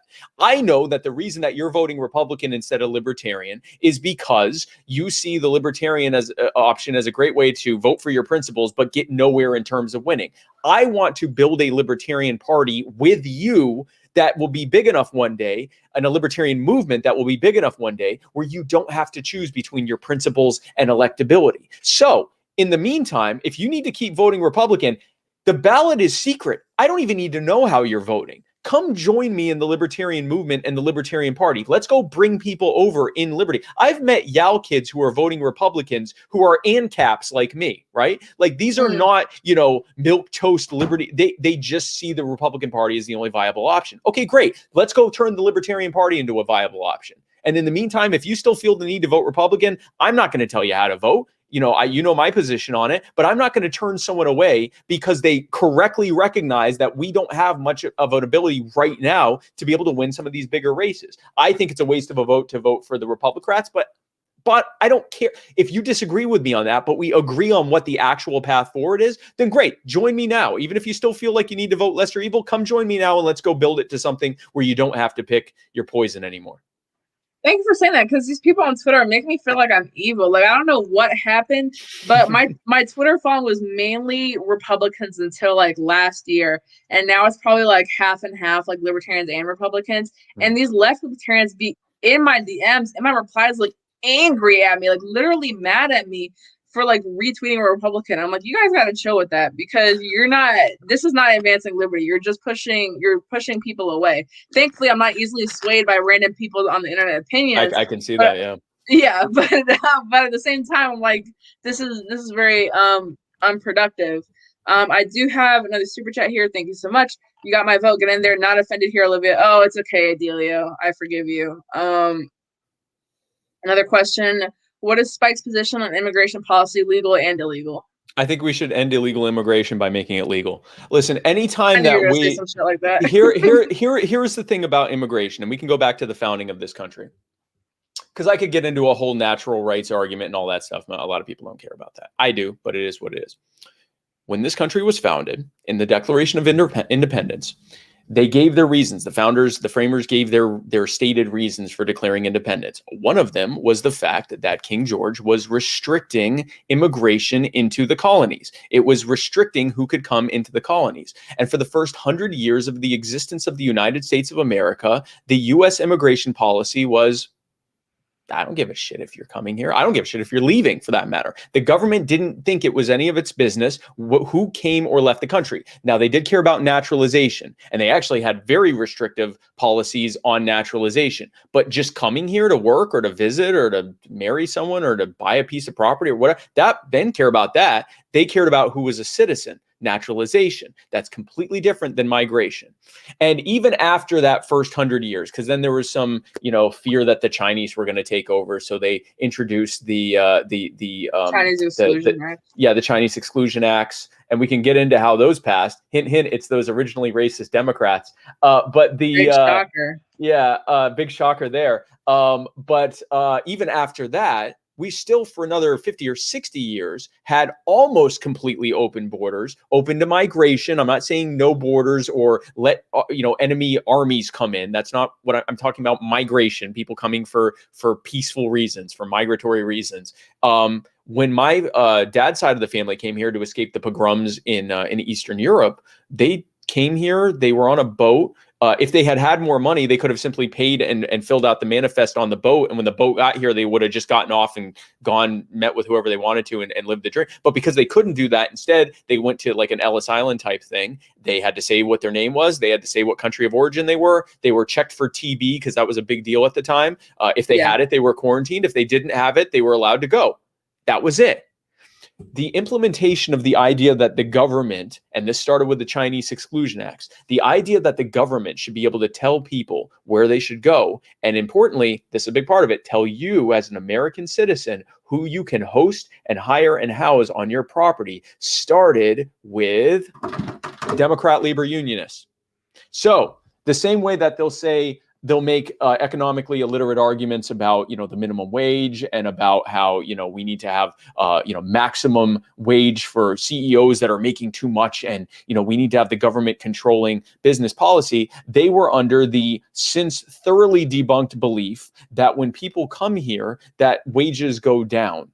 And so it was actually the labor unionist Democrats who pushed for the Chinese Exclusion Acts. And because the Democrats, as we know, are the original racists, they used xenophobia against Chinese people and Asian people as the pretext for everyone else who didn't really care about that issue. Well, they're going to come in. There's hundreds of millions of them. They're going to come and take over our country. And so they used that to pass the Chinese Exclusion Acts. Then coming into the Ellis Island era and then post-World War II. Post-World War II, it was a combination of that same labor unionist economic illiteracy, nativism and xenophobia, people that were scared of others coming here, a shift from migration primarily coming from Europe, which previous generations had seen as not really white, but at this point we saw them as white, but now it's from people that really aren't white. And then also Cold War tensions. If we let people come here, the Russians could bring in spies and they could bring in small nuclear weapons and kill all of us. Those things all coincided to create the immigration policy that we have today. It doesn't work. The same way that when you create a black market by banning drugs, and it just creates drug cartels, and it creates it makes it so that people that are being victimized that are using drugs can't report anything because they don't want to go to jail themselves, and it creates these cartels that are paying off officials, government officials and officers to look the other way, which leads to more corruption in government and the rise of more violence and everything else. In the same token, the war on migration has led to the rise of these smuggling cartels, which also are the drug cartels that are working on the war on drugs. So now there are these multi-billion-dollar cartels that are victimizing families and children and sexually abusing them and sex trafficking them and all this other stuff because of the black market that was created by the government, who just didn't want to allow you to be able to go where you wanted to go, provided you weren't hurting anyone else. That is the whole breakdown of what the problem is with the migration system in this country. First of all, the reason that so many people are surging here from Central America in the first place is to escape the political narco-terrorist violence. Well, yeah, we destabilized a lot of their governments first through the war on drugs. Exactly. So end the war on drugs, and 80% of them, 90% of them aren't even going to come here. They were perfectly fine doing subsistence farming back home. That's what they know. That's what they're comfortable with. They've been living there for dozens of generations. Most of these people are mostly Aboriginal and indigenous anyway. Just because they have the Spanish last names now, they're the original descendants of the people that live there. They're perfectly fine with it. They're leaving because narco-terrorists are taking over their country and killing anyone that won't vote for them. And they don't know which side to vote for, because then there's the other side's narco-terrorists, the Russian and Chinese sponsored narco-terrorists that are fighting on the other side, so they can't win. One side's going to win and kill everyone else. So they're fleeing to here, and they don't care if they're being put in camps and cages. At least they're getting 3 square meals a day. The conditions are terrible, but they aren't facing active threats of murder every day. They don't care what you're going to impose upon them, and they'll keep coming. If you send them back, they'll just turn around and come back, because what waits them back home is certain death. So end the war on drugs, end the war on migration. You end the cartel that are destabilizing their countries. You end the cartels that are victimizing them at the border, and let people be free to go where they wish to go. It worked for 100 years. We were not invaded. We were not destabilized. We were not, the wages didn't go down. They went up. Actually, what was keeping wages down in that time was slavery, and the labor unionists weren't allowed to say that because they had relations and political coalitions with Dixiecrats. So they had to pretend that this giant elephant of people working for free and being treated like cattle wasn't keeping wages down. No, it was the immigrants doing it. It's all economically illiterate nonsense. And if you simply get government out of it and allow people to be free to do what they will, provided they don't harm anyone else, then we'll all be far better off. Interesting. It's crazy because I actually hold a very different opinion on you, but I do see the merits of your argument. I feel like even if I just supported, even if we just supported the bare minimum of what you're saying, like just end the war on drugs, these people won't even wanting to leave their ancestral homelands in the first place. Yep. Yeah, because a lot of people are like seeing like this, seeing these people and thinking that they're just like these Spanish invaders. I'm like, no, like they've definitely been there since before America was settled. Like they've been there for millennia. And they're not coming for free stuff. If they get here and are offered free stuff, they'll take it just like any other poor person would, just like you or I would if we were in a similar situation where it's starve or get free stuff. They're not even coming here for work, but they'll take a job if it's offered and available to them. They're coming to not be murdered. Like they're coming not to be rounded up and killed for voting for the wrong party. And as long as those conditions exist, everyone's going to be fleeing there. Yeah, and I do have a lot of empathy because a lot of people look at them like they're not humans almost. Like I've seen a lot of people are like, how could these animals, send their children across the desert? I'm just like, imagine what circumstances their children are in for them to be contemplating that. Like a parent is a parent, a Mexican parent, a Guatemalan parent, they're not any different than a white American parent. They're still going to do what's best for their kids. And if they see what's best for their kids is sending them with a stranger across the desert, then what they're facing back home is probably pretty horrible. So I do have a lot of empathy for them. And they even know some of the things that are likely to happen to their kids at the hands of those cartels. They know that it's not all sunshine and rainbows and unicorns awaiting their kids, but it's better than certain death. Possible death and certain victimization is still better than certain death. This is the kind of like Sophie's choice decisions that these parents are having to make. I mean, you think of, in scripture, there's, when Moses's mother wraps him in a basket and sends him down the river. Yeah, she knew there was a good chance that her freaking newborn would drown, but it was a better chance than the certain death that he would face if she kept him. I mean, these are the kinds of decisions. Think about, like you said, think about the mindset of someone who knows the kind of abuse that their kids are going to suffer and sends them anyway, because that's better. That's better than almost assuredly being killed if they stay back home. I mean, that's horrifying. Right. And they send them with basically human traffickers. I mean, these kids often don't even make it to the U.S. They end up being abandoned by these traffickers who just take the parents' money. And I think the parents know that risk, and the parents can see on TV or on the news or whatever, and they can at least hear that they're going to face, they're going to be put in cages once they get here. So I feel like it's just a very dire situation. I completely kind of understand at least what's going through their minds. So I really would like Republicans to humanize the issue and just look at the policies again, because like you mentioned earlier, it's like no one is really talking about the issues of police brutality as in terms of the legislation that causes it. They're just putting it through like a racial lens. Like, it's not all kids in cages, open the borders versus like, get these darkies out of my country. Cause it's like it's somewhere, it's not even in between that. It's something on a completely different plane. Even if you, for economic reasons, social reasons, whatever, even if you support a more closed system of immigration, you're never going to stop these folks from coming or for sending these kids. They aren't scared. The idea that, oh, well, the cruelty is the point. If we're cruel to them, they won't leave. Unless you're going to round them up and kill them, they're going to keep coming. That's what they're facing back there. That's what they're facing back home. They literally anything is better than that. When they're told, oh, you're going to go into a cage and you're not going to have your own living area and you're going to be put in a sleeping bag and you're going to be, hundreds of you in a cell, they're thinking, I'm going to get fed. My kids are going to get fed. We're going to get processed. Maybe they'll even let us stay here or in Mexico. maybe we end up getting a job. But at the very least, we're not getting murdered.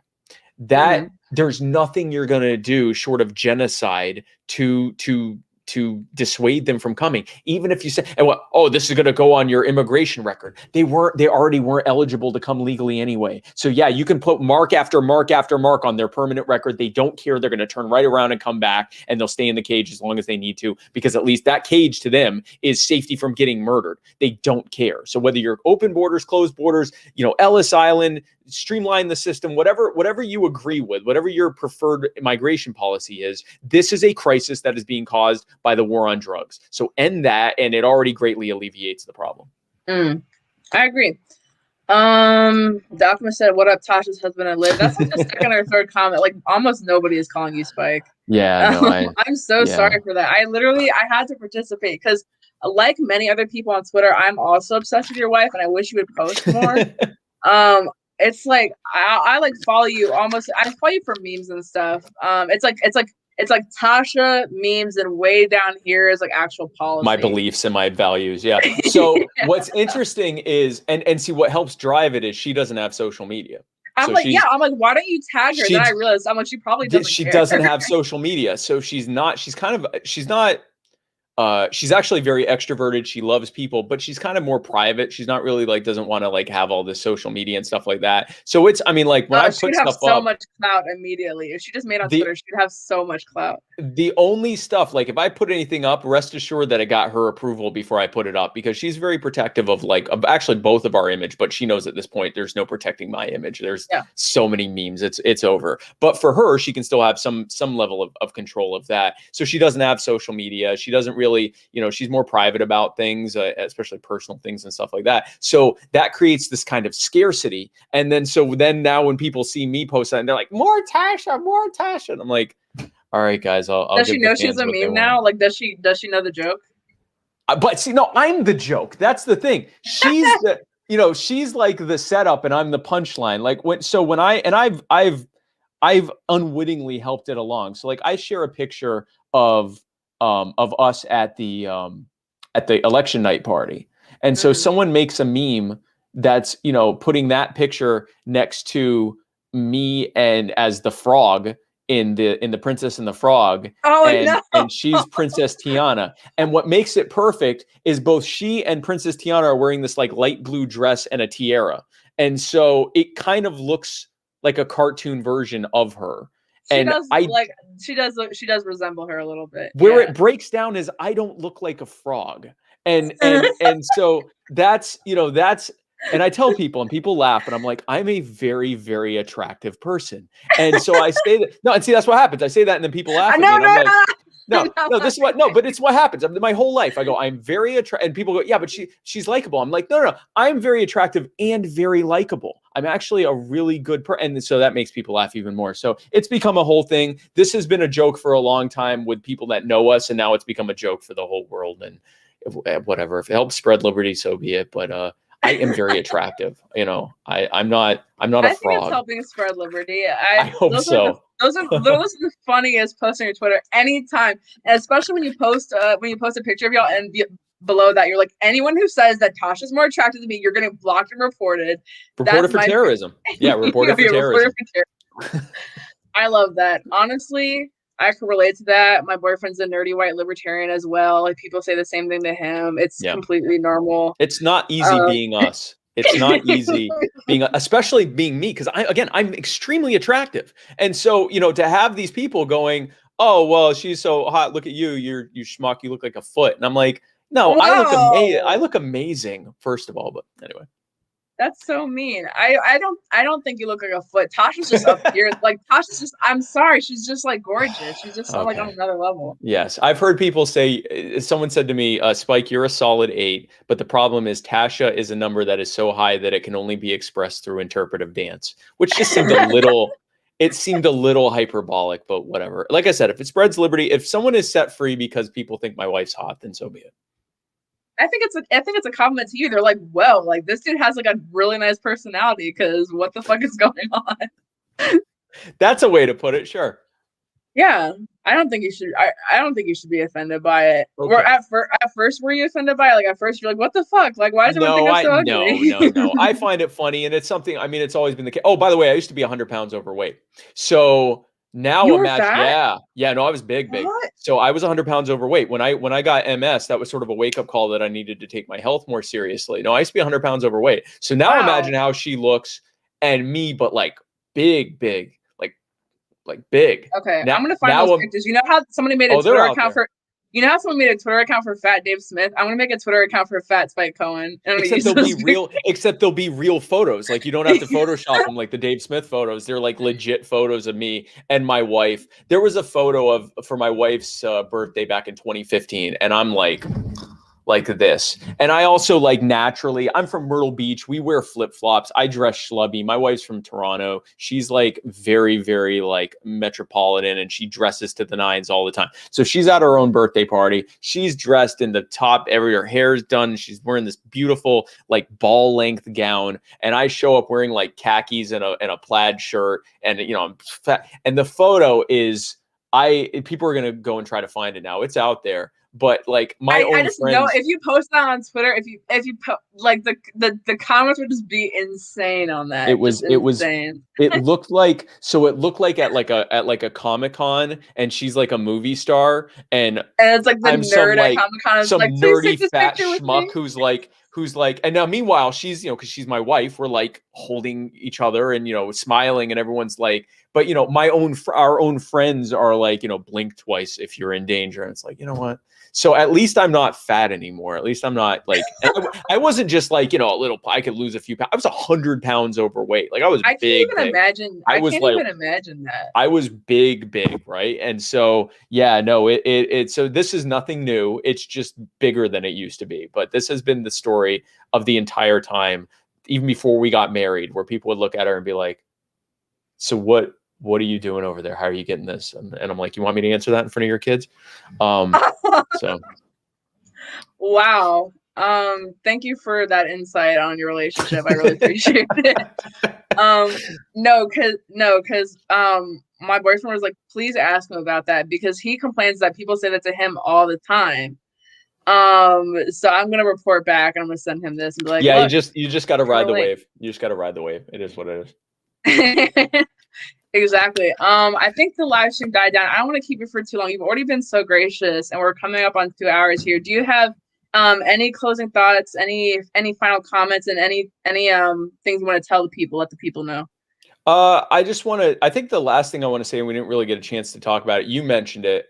When someone tells you you're not a real libertarian, and you might not be a real libertarian, whoever I'm speaking to, you might not actually be a libertarian, but I just want you to keep in mind that within the Libertarian Party, which is a very self-selected group of libertarians, we can't even fully agree on the libertarian position on everything. Most things, yeah, we're 100% on, but there is a constant disagreement over different schools of thought of libertarianism, interpretations of those schools of thought, the different schools of policy. So there's a good chance you might be a libertarian and someone's just arguing with you because they don't like your policies. Or you might not be fully a libertarian. You may just be libertarian on specific issues. I really don't care.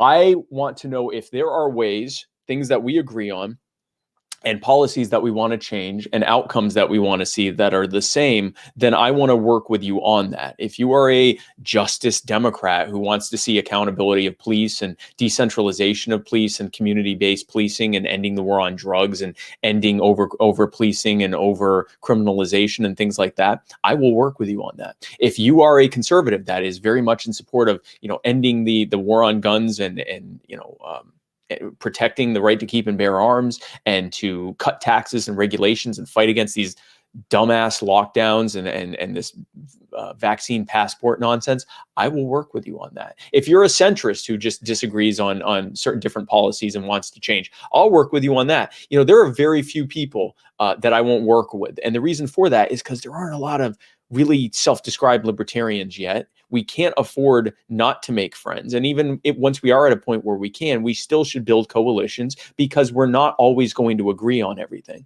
But if there is a specific thing we agree on, then let's work on that. Now, you can do that too. So if there's something you agree with someone on the other side about, then work with them on it. Coalition with them. The best way you can bring people over to your ideas is to build a rapport with them. You're certainly not going to bring them over by calling them names and standing on the sidelines and accusing them of being bad actors. Best way you can help and get in there and help bring people over to your side, whatever that side is to go and meet them where they are and go make coalitions with them and go work on stuff together and have conversations outside of that immediate thing. So, my whole thing is the more you relate to other people, the more that you show that you care, the more that you show that you have actual understanding of what's happening and that you have solutions for that, the more you're able to get people in. And I hope that the people listening to this are libertarian leaning. Don't go and use my ideas to go spread like neoconservatism or something like that. Yeah, this isn't for you. This isn't for you. No, go be a schmuck to everyone. The only way you can effectively spread neoconservatism is by being an ass to everyone. Yeah, well, I'm also a little offended. You assume some of my audience is neoconservative. I've made it very clear they're not welcome here. You have. Welcome this here. is not a safe space for neocons. But no. The more that we can relate to each other, the more that we can empathize with each other, the more that we can meet people where they are, the more we can get our ideas spread. And hearing that you have ideas that you decide aren't libertarian or that they're conservative, I still want to work with you where we can work together. And who knows, maybe in our talking about stuff, you might say, well, actually, maybe I do agree with him on that. Maybe you don't. I don't care. If there are things we can work on.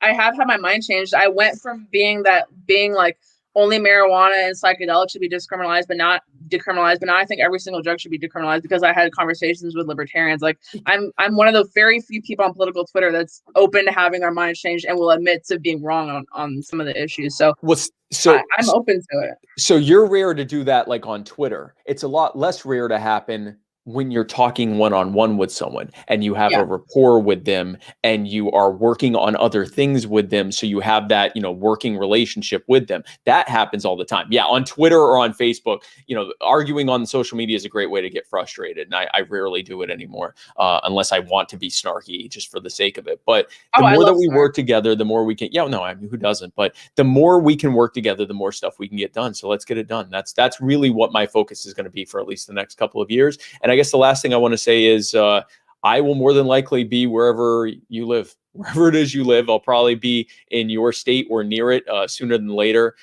This coming Monday, I'm going to be in Ohio, in Columbus, Ohio, to help push for a constitutional amendment to end qualified immunity in Ohio. The following weekend, I will be in Murfreesboro, Tennessee, to help feed the homeless and do libertarian outreach there in Murfreesboro, and some other exciting stuff that I can't say yet. And then the following weekend, I will be in Fresno, California for the Libertarian Party of California convention. Come on out. You can donate $10 and vote on what they put on my name tag. My understanding is Tasha's husband is winning right now, so please vote Spike Cohen. Of course.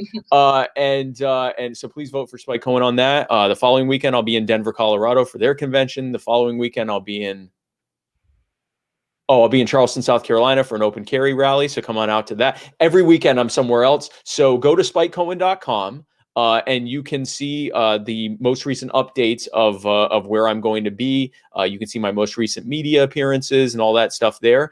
You can also go to my social media on Spike Cohen on Facebook, on Twitter, on Instagram, on YouTube. On Twitter, I'm at Real Spike Cohen. Everything else, I'm at literally Spike Cohen.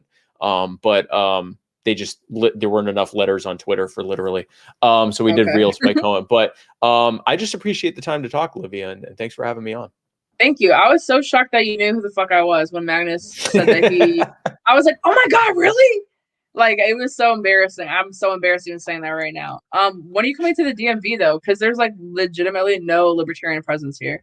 So by Zoom I did the Maryland convention, which was, I believe, in Baltimore. I don't know if it was in Baltimore. I actually was born in Baltimore, so I need to get back there. So, yeah. You're a Marylander too? Yeah, I was born in Mount Sinai Hospital in Baltimore and raised in Randallstown and Cockeysville.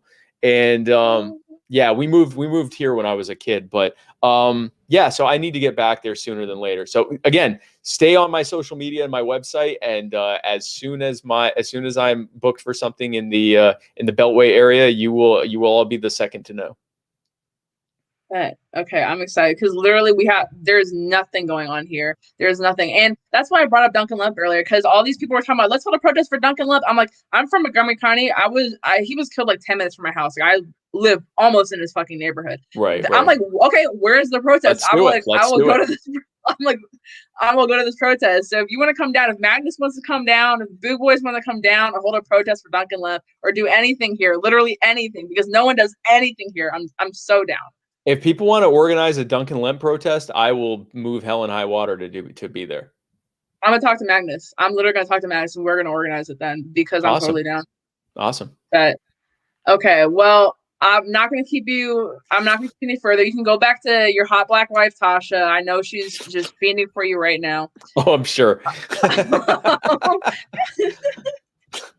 But no, thank you so much, Spike. Thank you so much, everyone in the comments. Thank you for the super chats. Really appreciate it. Go follow Spike on Twitter. He has way more Twitter follows than me, but if you don't follow him, it's Real Spike Cohen. Go follow me on Twitter. It's @RunOlivia. And have a great night, everybody.